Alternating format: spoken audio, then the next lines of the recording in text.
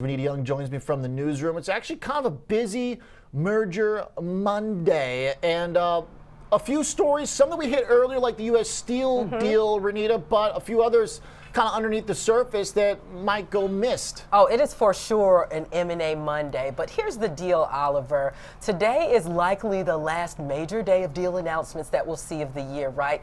And more than $40 billion in mergers and acquisitions hit the wire just today alone. For comparison, last year this time on that Monday before Christmas, it was just under $10 billion in mergers and acquisitions that hit the wire. Now, you already talked about the U.S. Steel deal for Nippon Steel to purchase U.S. Steel. That is at about $55 a share for that particular deal. That was nearly double the earlier offer from its rival Cleveland Cliffs. It works out to more than $40 billion. Private equity firms, Clearlake Capital and Insight Partners, they're reportedly taking data analytics firm Alteryx private for $4.4 billion.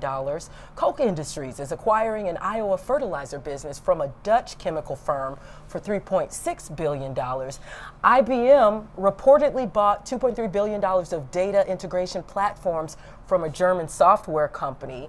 And speaking of Germany, over in Europe, the telecom giant Xavier Niel made a bid to merge his Italian mobile business with Vodafone's local operations, and that would value Vodafone at around $11 billion. There are several others that came in. Even A-Rod got in on the action as well with his blank check company.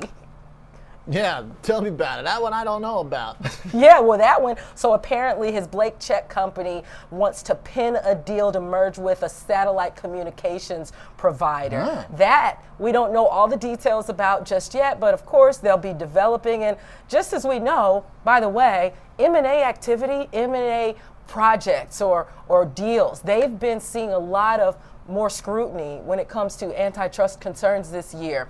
And so they were also in the middle of one of the deals that we saw with Adobe. That deal, essentially, regulators threw cold water on it and have been making it difficult for the company to be able to make concessions. And so they scrapped that deal. It was a $20 billion deal to purchase design software company maker Figma. And yeah, it's just a lot of M&A activity happening today, Oliver. Yeah, some made, some broken. So Adobe, though, has been doing okay with it all day. And I was kind of interested to see it up earlier. It's actually added on. It's now up 3%. So billion-dollar fee to cancel the $20 billion deal. I guess the market thinks Adobe's got some other uses for the cash. All right, Aaron in the mix. Yeah. Even Coupang apparently has money to spend to do a little deal activity. So here across the pond, very busy merger session after a pretty sleepy year for it. So this is kind of like last minute before the holiday. It's like the Black Friday of mergers. It is. Mondays. I mean, these companies, though, their valuations, many of them have been lower. They've had some pretty bad numbers when it comes to earnings and revenues for multiple quarters, and they're just ripe for M&A activity. Yeah, all right.